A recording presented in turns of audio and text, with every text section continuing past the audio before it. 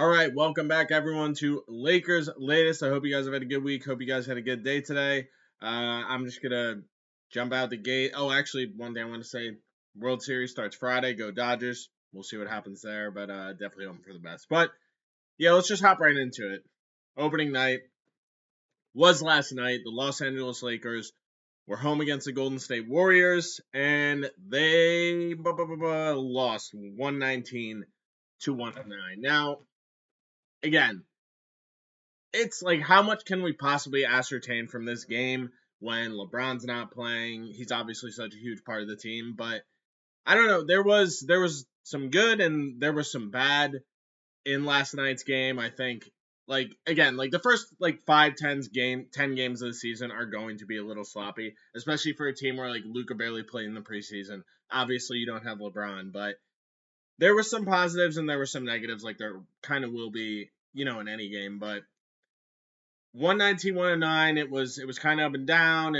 First half was pretty close, and then Warriors kind of pulled away, and then the Lakers came back. But it was definitely need to see a better effort. There's a bunch of different things that I would prefer to see moving forward. I'll go into everything that happened in the game and the player stats, the new guys. But again, it's not an awful first performance, but I think when you are home you always want to win. Of course, Steph had a ridiculous three near the end of the game to almost put it away, but it's not the end of the world. um, but like you always want to open the season with a win if you can get one, and Lakers didn't, and there's a bunch of different reasons why, but I do think moving forward there's still positives, and I still think they can do a lot of good things. So yeah, let's start it off with obviously the number one thing, which is Luka Doncic. Luka was unbelievable. I mean, you look at the stats, he was great. Um, my biggest issue is that I just as great as Luka was, and I'll tell you the stats right now. Luka was 17 of 27 from the field, 2 of 10 from three, which obviously isn't very good. But again, that he's the type of 3-point shooter where sometimes he's gonna have big threes and games where he hits 6 to 8, and sometimes he's not always gonna hit that. It would be like 2 to 10. 12 rebounds, 9 assists, 2 steals, 43 points. So 17 27, 2 of 10, 12 rebounds, 9 assists, 43 points. I mean, yeah, you're not going to be upset at those numbers, right? But at the end of the day, he was so much of the offense. It's like, and I'll get into that with the other players, but it's so hard for guys to really get into their game when it's like Lucas shouldn't be playing hero ball all the time. That's what I'm trying to get here. Like, and it kind of felt like, and then not saying he was like, oh, he was looking at. I just mean from the perspective of like he was doing everything. Besides Austin Reeves, who I'll get to in a minute, but I don't know. I that's not a sustainable way to win. Like they got to use their guys.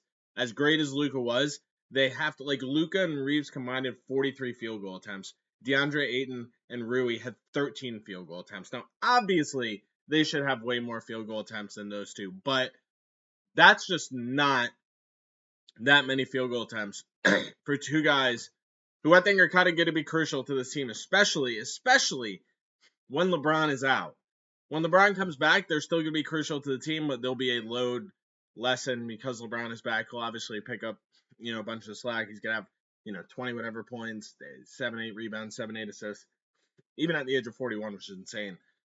Um, but yeah, Luka was phenomenal, but I just don't think that's a sustainable way to win games. I think they got to find a way to get guys more involved because when Luka's just doing everything, I mean, yeah, you'll beat the bad teams, but like when you go against good teams like the Warriors, who wouldn't even consider a great team yet, I think, like I said, there's that top three in the West.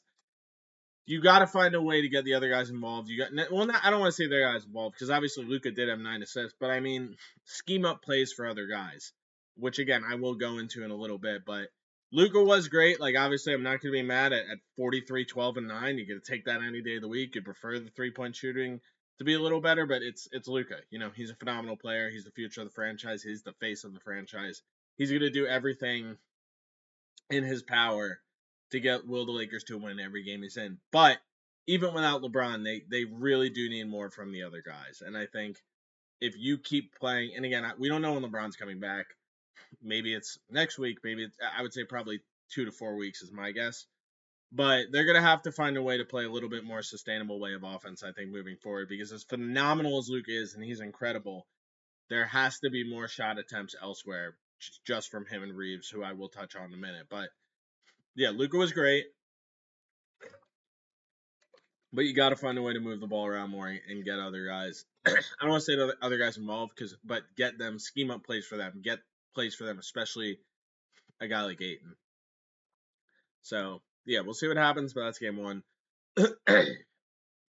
Now let's go to Austin Reeves. So Austin Reeves looked really good next to Luka. Again, we've kind of talked about in the offseason is a big year for Reeves.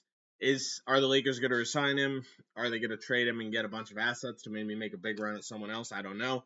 But he really needed to show that he could be that second or third fiddle. Well, third fiddle when LeBron comes back, but second fiddle right now. And yeah, he played really good. Like, he was 9 of 16 from the field, 1 of 5 from 3, 5 rebounds, 9 assists, 2 steals, 26 points.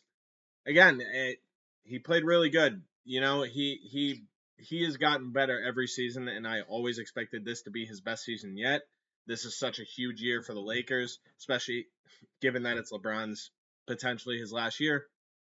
And then Reeves is obviously having a contract extension soon. Well, option for that, or he can enter free agency.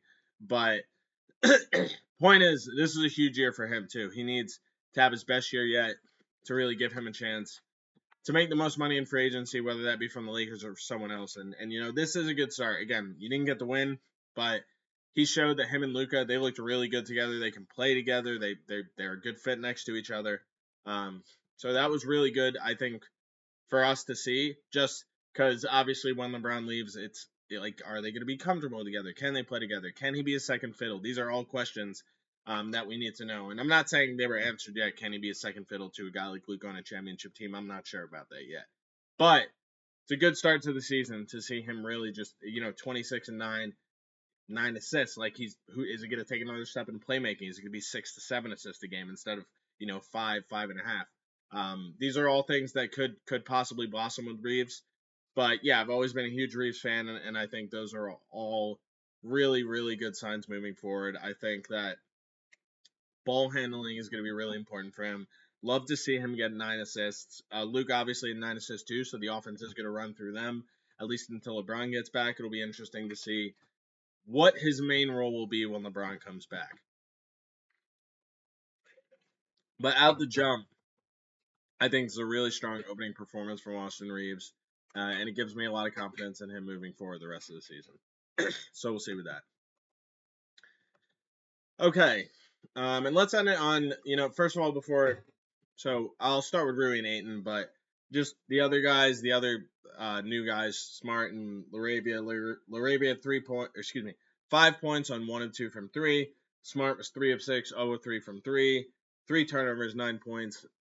Again, Smart, he's going to give you some points here and there, but defense is really what you want to see from him. And he was okay, but we'll see. We got to see more from him, but obviously the question of if he was going to start or come off the bench has been answered. He's coming off the bench.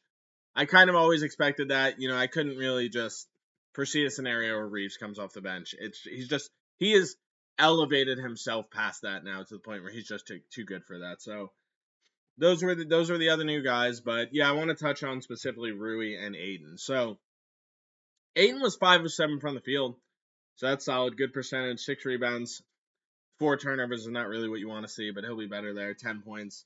Rui was. This is what concerns me. He was 3 of 6 from the field and 3 of 6 from 3. So all his attempts were 3-point attempts. 4 rebounds, 3 assists, 9 points. You can't make Rui Hachimura catch and yes, he's going to shoot threes. He's going to do that. There shouldn't be a game where he only attempts 3-pointers when LeBron's playing. There definitely shouldn't be a game where that's all he's doing when LeBron is out. Like, Rui took 6 field goals. I want to see Rui take 12 to 15 field goal attempts until LeBron gets back. Well, maybe that's too much. Let's say 10 to 12 a game. At least 10 to 12 a game. Maybe more. Maybe 12, 13, 14. Because 3 of 6 from 3. The guy can post up smaller players. He's going to have opportunities to do that all season. You need to find ways to get him more involved. He's more than just a catch and shoot 3-point shooter who's going to take all 3-point attempts every game. That I like JJ, but JJ's got to find a way to get him more involved specifically. Obviously, Ayton, I would like to see him get more field goal opportunities too, but get him the ball in the post. He has that. But Rui can score in a bunch of different ways, and I think limiting him, specifically Rui, to a catch and shoot 3-point specialist. It's only game one, so I know I'm probably overreacting. But I don't know. That's just absolutely not a sustainable way moving forward. We don't know how long LeBron's going to be out. You have to get Rui Hachimura involved. This is a guy who's shown us, especially last year, the last 2 games of the Western Conference Finals, we saw him, score 19 and 20, and he's a very talented player. You obviously traded for him. He's been a good piece to this team, but you're going to need more than 3 of 6 and 9 points while LeBron is out. Like, I want Rui, I said weeks ago, I want to see him average 15 to 17 with LeBron out. I don't see why that's unreasonable either. Like, if they get him the looks and he can get those looks, he can do that.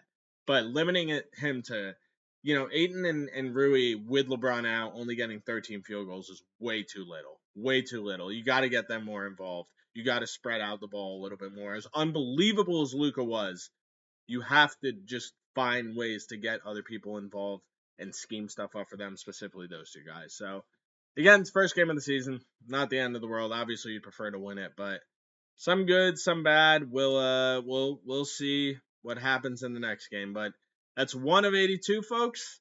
And yeah, I'll catch you guys next time.